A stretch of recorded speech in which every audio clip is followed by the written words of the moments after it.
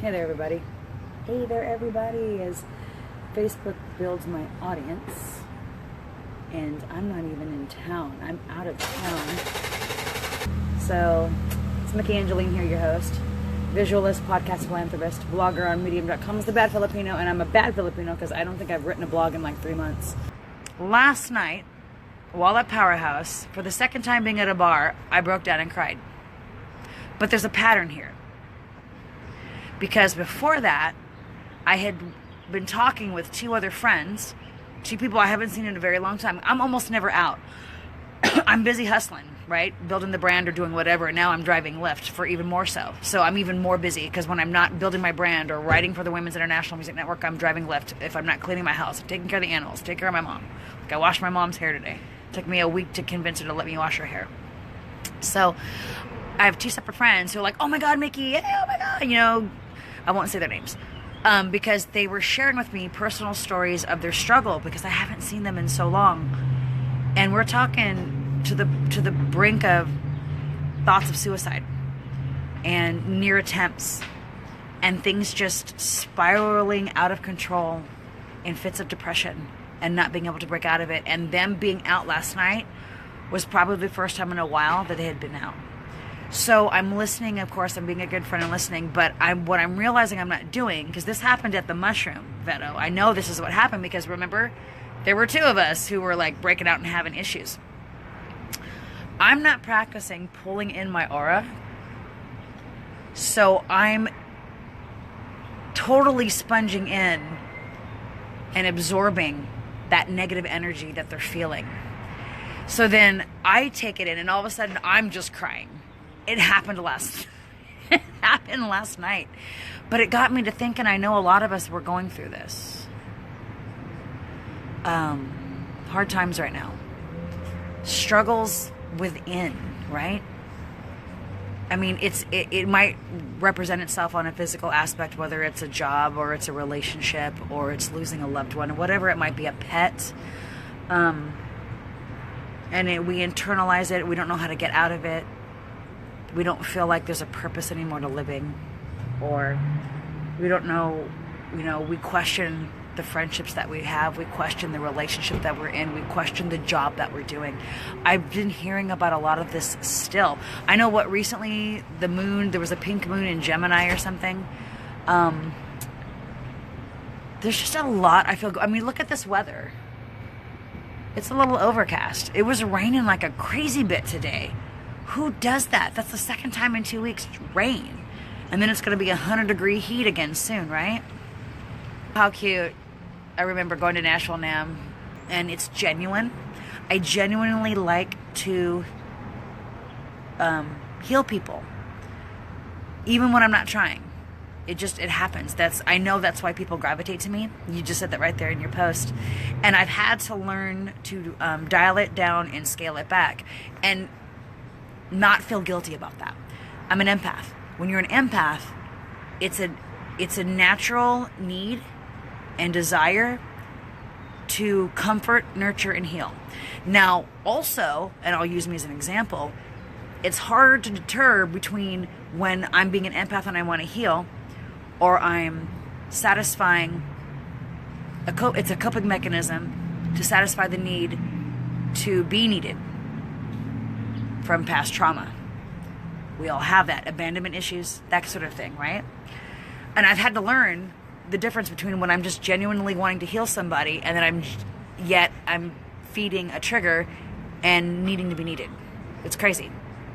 I just recently went through that.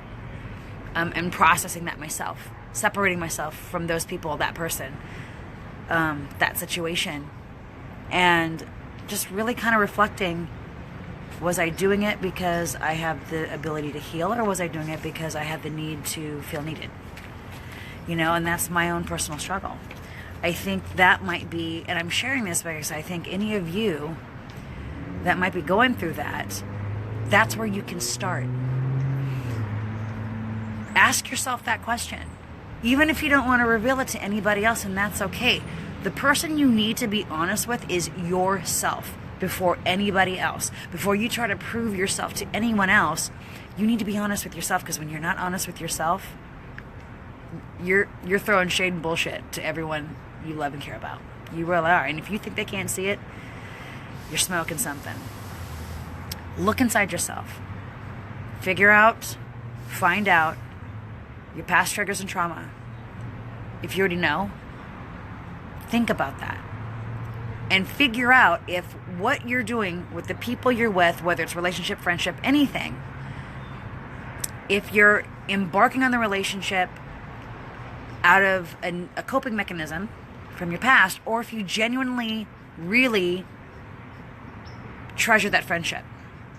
Because it's okay to be there for friends, and it's okay to reach out to a friend when you need the help. But know the difference.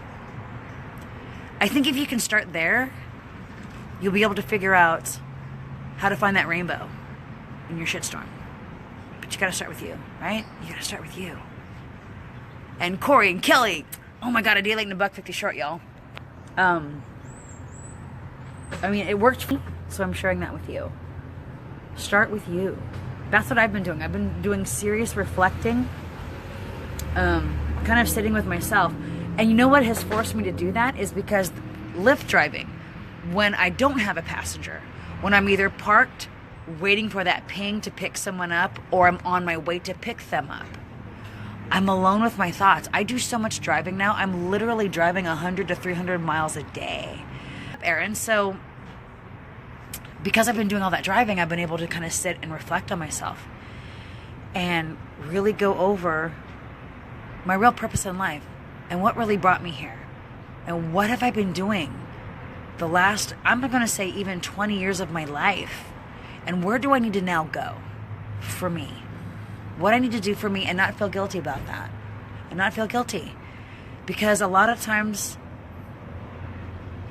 you know, I found myself, like, if I'm in situations with friendships or relationships and there's flags galore, whether I'm doing it, they're doing it, or we're both doing it, I won't give up, right? I won't end it. I won't stop seeing the person or stop being friends.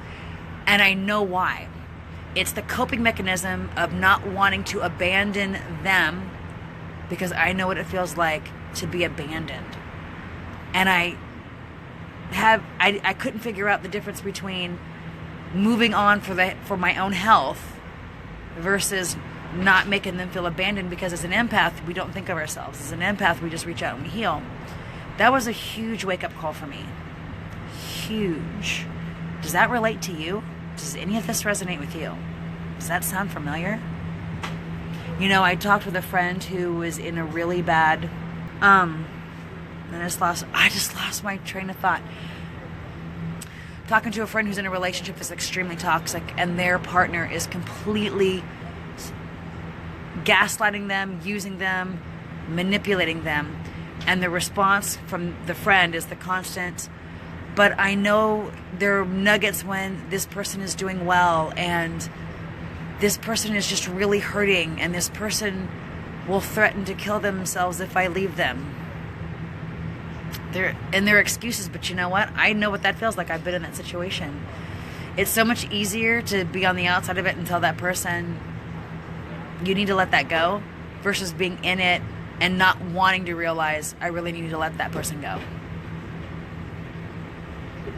The hardest thing we ever do is the stuff that we need to do for ourselves when it hurts the most. Because good, bad, or indifferent, if we're with somebody and we have that body with us 24/7, a lot of us, we get this way and we want to hold on to it because they're there every night. And when it goes well, it goes well. And then you're craving the hugs, and you're craving the I love yous.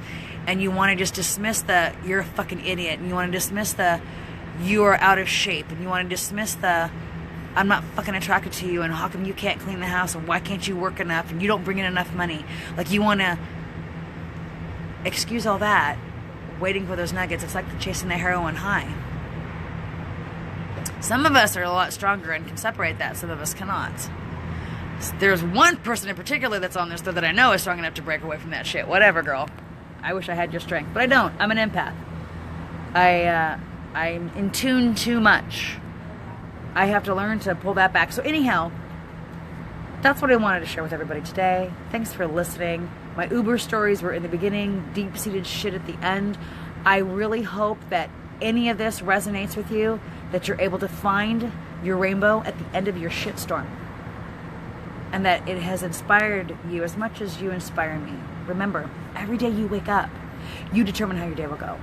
So manifest to be your best. Have a freaking fantastic Thursday, because guess what? Stand on your chair. You can see the weekend from there.